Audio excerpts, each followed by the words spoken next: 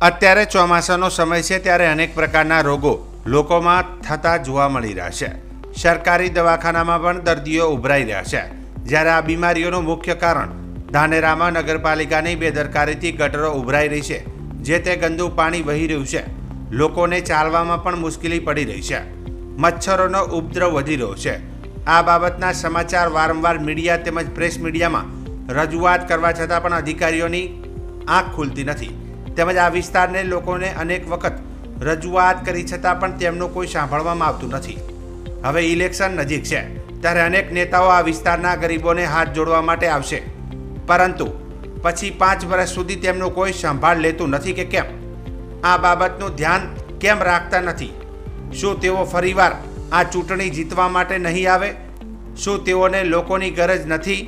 તો પછી ગંદકીથી લોકોને રોગનો ભોગ ના બનવું પડે।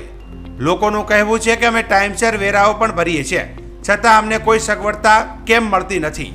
તો ધાનેરા મામલતદાર વહીવટદાર શ્રી અરજ છે કે અમારા વિસ્તારમાં જે ગંદકી થઈ રહી છે તાકીદે દૂર કરવી, તેમજ આરોગ્ય વિભાગ પણ આ બાબતે ધ્યાન રાખે તે જરૂરી છે અને તાકીદે સફાઈ કામ થાય તેવી અમારી માંગ છે।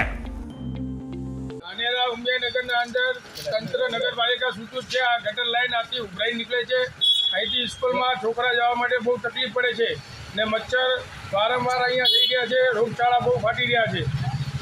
તે માટે નગરપાલિકાને વિનંતી કરો છો કે અહીંથી આ બધું સાફ સફાઈ કરી જાય।